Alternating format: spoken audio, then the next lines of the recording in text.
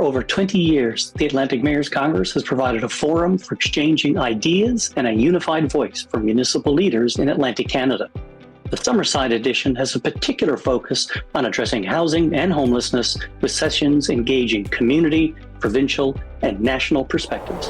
I'm Alan Dale from Gale Force Winds, and what an absolute pleasure it is to be here in Summerside, Prince Edward Island, beautiful Summerside, Prince Edward Island, at the Atlantic Mayors Congress, in the middle of some great conversations, sharing of ideas, people that are really concerned about the citizens that live in their municipalities, trying to make a difference and having a good, robust conversation with each other. Why don't you introduce yourself? Tell us what you do. Yeah, thanks, Alan. My name is David Arsenault, and I work in the construction and real estate industry on PEI here. We've got a couple of retail stores in the flooring and tile and cabinet end of the industry, and then we've got a construction company based out of Cornwall that we work across the Atlantic provinces in interior walls and ceilings, and then we've got my main day-to-day is on the real estate development side, Alan.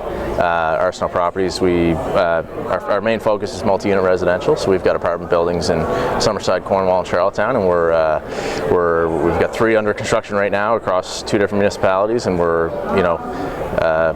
I guess we're a quarter of the way to our goal of 1,000 units on PEI someday. So that's kind of that's kind of the summary of myself as far as professionally.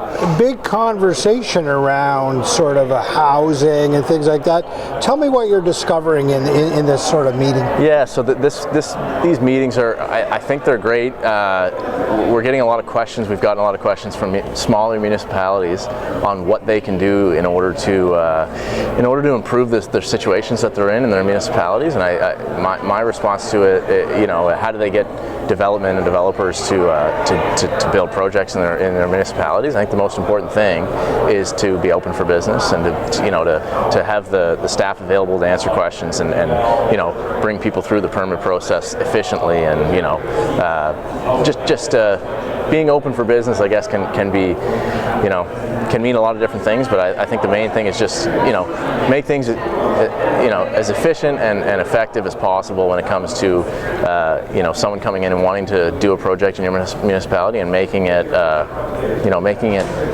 efficient, making it not easy. I don't think easy is the right word for it, but if we can, work as municipalities to make things efficient and bring, quality developments to light quicker, right. And then I think that is such a huge. It's going to be such a huge change in, change from that lag or the huge delays you hear about in larger cities, where it takes you 2 or 3 or 4 or 5, sometimes 7 years to take a project from an idea to breaking ground. Like it's just crazy to think of the risk involved and the carrying costs involved in those kind of delays. So I think that's just so important, to be open for business, staffed to answer questions, bring projects to life quicker, getting to permits quicker.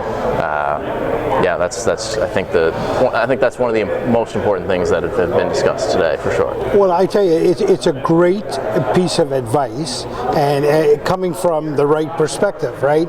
If municipalities want to get fellas like you in their backyard creating these housing, answers to their questions, they need to ensure their policies in place. They need to ensure that people are picking up the phone and they're moving you through that sort of process as efficiently as possible. Right. Because you hit the nail on the head. You're carrying a lot of risk here, right? Yeah. You're carrying a lot, and these guys need to understand that, and everybody needs to collectively work together if you're going to solve this challenge.